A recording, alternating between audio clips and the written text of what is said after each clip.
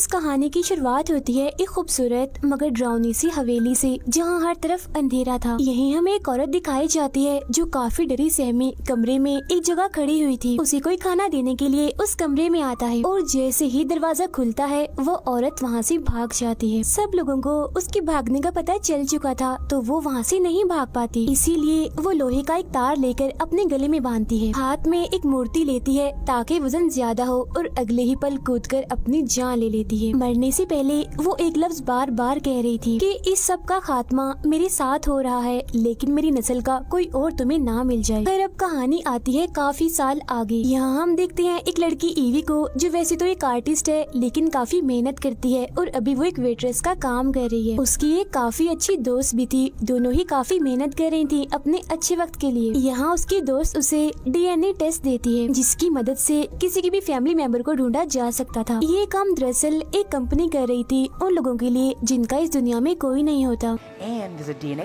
Company उस इंसान का DNA लेकर उसके रिश्तेदार को इस पूरी दुनिया में ढूंढती है। घर आने के बाद ईवी मिट्टी के बर्तन बनाने लगती है क्योंकि ये उसका शौक था, मगर उसका इसमें ध्यान नहीं होता। वो अपने माँ बाप की तस्वीरें देखकर उन्हें याद कर रही थी, बार बार उनकी वॉइस मैसेज सुन रही थी क्योंकि काफी सालों पहले उसके माँ बाप की मौत हो गई है, तभी से वो अकेली है। इसीलिए वो उस DNA को देने का सोचती है, इस उम्मीद में कि शायद इस दुनिया में मेरा कोई अपना मिल जाए और कंपनी उसे ढूंढ ले। तो अगले दिन वो अपना DNA सैंपल देती है। कुछ ही देर में रिजल्ट भी आ जाता है जिससे उसे पता चलता है कि उसकी फैमिली इंग्लैंड से थी। DNA वाली कंपनी ने उसके कजन को खोज निकाला था जो इस वक्त इंग्लैंड में ही था। ये जानकर ईवी को काफी हैरानी होती है। इस बारे में वो अपनी दोस्त को भी बताती है। अब ईवी के साथ साथ ये मैसेज उसके कजन को भी मिलता है कि उसकी ईवी नाम की कोई कजन है, इसीलिए वो इसे मैसेज करता है और चाय कॉफी पर बुलाता है। ये देखकर ईवी काफी खुश हो जाती है क्योंकि वो तो पहले ही अकेली थी, फैमिली की कमी उसे बहुत महसूस हो रही थी। लेकिन यहाँ उसकी दोस्त उसे समझाती है कि किसी पर भरोसा मत करो, ऐसे मुझे तो ये DNA वाली कंपनी ही फ्रॉड लगती है। क्या पता ये तुम्हें फंसाकर तुमसे कोई फायदा उठाए। मगर ईवी उसकी बात ना सुनते हुए मजाक में ले लेती है। फिर कुछ ही दिन बाद वो अपनी कजन से एक होटल में मिलती है। वो ईवी से मिलकर काफी खुश था और काफी अच्छे से उसे पेश आता है, जो देख ईवी को बेहद अच्छा लगता है। फिर वो उसे बताता है कि हमारी फैमिली काफी अमीर और काफी बड़ी है और जब उन्हें तुम्हारे बारे में पता चला तो वो बहुत खुश हुए। और कुछ दिन बाद हमारी कजन की शादी है जिसमें तुम्हें आना चाहिए, सभी तुम्हें देखकर बहुत खुश हो जाएंगे क्योंकि हर कोई तुमसे मिलना चाहता है। ईवी कहती है मैं आना तो चाहती हूँ मगर नहीं आ सकती क्योंकि इंग्लैंड आने के लिए इतने पैसे नहीं है मेरे पास। वो कहता है फिक्र मत करो, तुम्हारे आने तक का सब कुछ हमारे जिम्मे है, सारा खर्चा हम उठाएंगे, ये तुम्हें अपनी फैमिली की तरफ से एक किस्म का गिफ्ट है। तो वो मान जाती है और इंग्लैंड जाने का फैसला करती है। और फिर कुछ ही दिन के बाद वो वहाँ पहुँच जाती है जहाँ एयरपोर्ट पर उसका कजन उसे लेने आता है और एक बार फिर काफी अच्छे से उससे मिलता है। फिर वो उसे एक आलीशान हवेली में ले आता है जिसे देखकर ईवी काफी हैरानी से देखती ही रह जाती है। असल में ईवी के कजन की पूरी फैमिली इसी महल में रहती है क्योंकि वो इस महल के मालिक के लिए काम करते हैं और क्योंकि उनकी कजन की शादी की तैयारियां चल रही थी इसीलिए यहाँ कुछ वेट्रेस को भी बुलाया जाता है। अब ईवी एक वेट्रेस से टकरा जाती है जिसके हाथ में बर्तन थे, तो वो बर्तन नीचे गिर जाते हैं मगर ईवी उसकी मदद करती है। तभी यहाँ घर का नौकर आता है और उसके साथ बदतमीजी करने लगता है, तो वो उसे कहती है आपको बात करने की तमीज नहीं है, मैं यहाँ मेहमान आई हूँ। इसी बहस के बीच एक लड़का यहाँ आता है जो नौकर के सलूक पर ईवी से माफी मांगता है। तभी यहाँ ईवी का कजन भी आता है और दोनों को एक दूसरे से मिलवाता है। तब उसे पता चलता है कि ये लड़का कोई और नहीं बल्कि इस घर का मालिक है जिसका नाम वॉल्टर है और ईवी के कजन की फैमिली इसी के लिए ही काम करती है। अब यहाँ वॉल्टर का बर्ताव भी ईवी के साथ काफी अच्छा था, जो देख उसे काफी खुशी होती है। वो उसके महल की तारीफ भी करती है।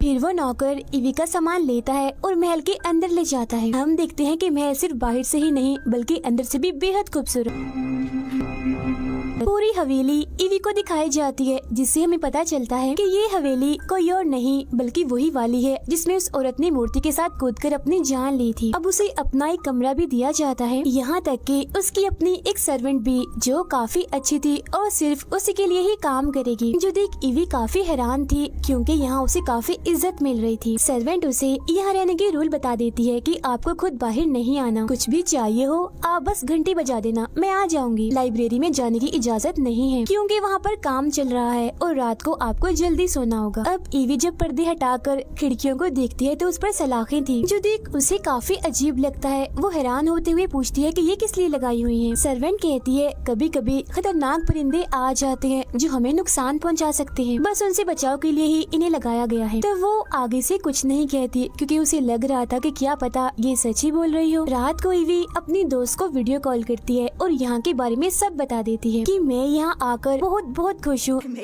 Total ass of myself. मुझे उम्मीद नहीं थी कि सब कुछ यहाँ इतना अच्छा होगा। यहाँ के लोग, ये हवेली, सबकी आदत, सब कुछ एकदम अच्छा है। अब कुछ ही वक्त के बाद उसके दरवाजे पर वॉल्टर आता है जो उसे कहता है अच्छा मैं आपको देखने आया था कि आप कमरे में आ गई और एक बार फिर मैं अपने नौकर की तरफ से माफी मांगने आया हूँ। उसकी बातों से ये लग रहा था कि वो ईवी को पसंद करने लगा है। अब इसके बाद वो वॉक पर निकल जाती है और हवेली के पास में ही वो एक पुरानी इमारत देखती है जिसे देख वो रुक जाती है क्योंकि उस इमारत के आसपास उसे कुछ डरावनी सी चीज दिखती है। फिर अब रात को जब वो सो रही थी तो उसे एक डरावना सा सपना आता है जिससे वो फौरन जाग जाती है और क्योंकि उसे प्यास भी लगी थी इसीलिए वो पानी पीने के लिए अपने कमरे से बाहर आती है। वो देखती है कि नौकर ने काम करने वाली सभी लड़कियों को इकट्ठा किया हुआ है जिनमें से एक को वो लाइब्रेरी में सफाई करने के लिए भेज देता है जो देख जाहिर है ईवी को काफी अजीब लगता है। मगर तभी इसी वक्त उसकी सर्वेंट आ जाती है और उसे वापस अपने कमरे में जाने का कहती है कि जाओ और सो जाओ, बाहर आना ठीक नहीं आपके लिए। तब ईवी तो कमरे में चली जाती है मगर वो लड़की जो लाइब्रेरी में काम करने गई थी हम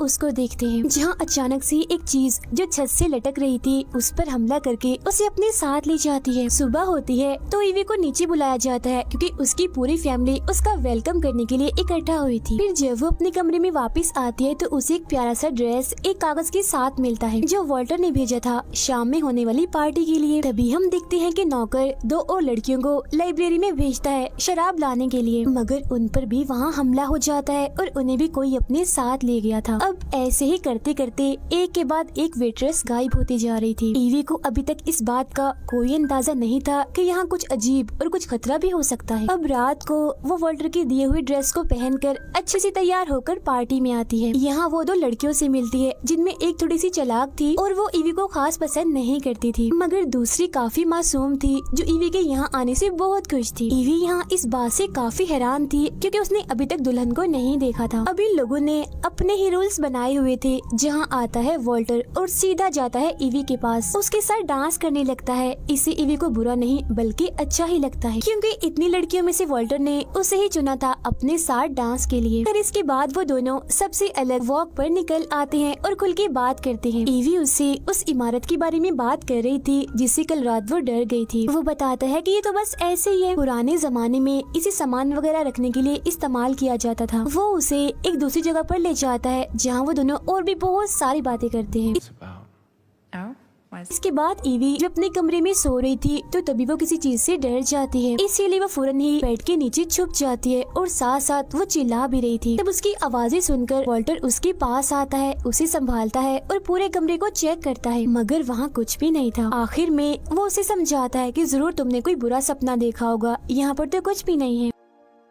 अब वॉल्टर के साथ ईवी खुद को काफी महसूस समझ रही थी, इसीलिए वो उसे कहती है जब तक मुझे नींद न आए तो मेरे साथ मेरे कमरे में ही रहो। तो वो उसकी बात मान लेता है। सुबह जब ईवी की आंख खुलती है तो वो अपने पास एक खत देखती है जो वॉल्टर का था। उसने लिखा था मैं जा रहा हूँ लेकिन तुम्हारी नींद खराब ना हो तो मैंने तुम्हें नहीं जगाया। फिर वो दोनों लड़कियाँ जो पार्टी में ईवी से मिली थी वो यहाँ पर आती है और उसे तैयार करने के लिए अपने साथ ले जाती है। फिर जब ईवी के नाखून काटे जा रहे थे तो उसकी एक उंगली जख्मी हो जाती है और खून निकलने लगता है। उस खून को देखकर वो लड़की खुद को रोक नहीं पाती और उसका खून पीने लगती है। ये सब ईवी को बहुत अजीब लगता है तो वो गुस्से में यहाँ से चली जाती है। तो अब यहाँ ईवी को महसूस होने लगता है कि यहाँ के लोग काफी अजीब हैं और यहाँ कोई गड़बड़ भी है, इसीलिए वो ये फैसला करती है कि जहाँ मुझे जाने से मना किया हुआ है मैं वहीं जाऊंगी, यानी उस लाइब्रेरी में। जब वो अंदर जाती है तो उसे टेबल पर अपनी सारी डिटेल्स इंफॉर्मेशन मिलती है जो किसी और ने नहीं, वॉल्टर ने ही निकाली थी। ये देख उसे बहुत ही बुरा लगता है और वो यहाँ से चली जाती है और अपना सामान बांधने लगती है। तो वॉल्टर उसके पास आता है, माफी मांगते हुए उसे समझाता है कि मैंने तुम्हारी डिटेल्स इसीलिए निकलवाई क्योंकि मुझे अपनी जान और पैसे की परवाह है। Advantage of you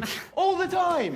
मैं ये जानना चाह रहा था कि कहीं तुम पैसों के लालच में तो यहाँ नहीं आ रही। तुम्हारे कजन ने जब मुझे बताया कि तुम यहाँ आ रही हो तो मुझे ऐसा करना ही पड़ा। बाकी मैं सच में तुम्हें जानना चाहता हूँ और तुम ऐसे फजूल में मुझ पर शक कर रही हो। तो अब यहाँ एक बार फिर ईवी फंस गई थी, मगर अब ज्यादा, क्योंकि वो वॉल्टर को पसंद करने लगी थी। अब रात के वक्त आलीशान तरीके से खाना खाया जा रहा था। सब लोग अच्छे से तैयार होकर बैठे हुए थे और ईवी को भी खूबसूरत सा ड्रेस दिया जाता है जिसे पहनकर वो आती है और वॉल्टर के साथ बैठ जाती है। अब यहाँ वॉल्टर उठता है और सभी को कहता है कि आप सबका शुक्रिया जो आप इतने अरसे से मेरे साथ हैं और मेरी खिदमत कर रहे हैं। फिर बातों ही बातों में जब वो ये ऐलान करता है कि मैं ईवी से शादी करने वाला हूँ तो ईवी को काफी अजीब लगता है। मगर अब यहाँ वॉल्टर की बातें और वहाँ की चीजें और अजीब होने लगती हैं। उनका नौकर एक वेट्रेस का गला काट कर खून को एक बर्तन में भर लेता है। ये देखकर तो ईवी के होश उड़ जाते हैं, वो काफी डर जाती है। अब यहाँ वॉल्टर कहता है कि सदियों से तुम मेरी खिदमत करते आ रहे हो। तुम लोगों ने मुझे 3 बीवियाँ देनी थी, जिनमें से 2 तो मेरे पास हैं और तीसरी ईवी के साथ शादी करने से पूरी हो जाएंगी। और हम सब जानते ही हैं कि 3 नंबर बहुत ही खास और ताकतवर होता है, जिससे मैं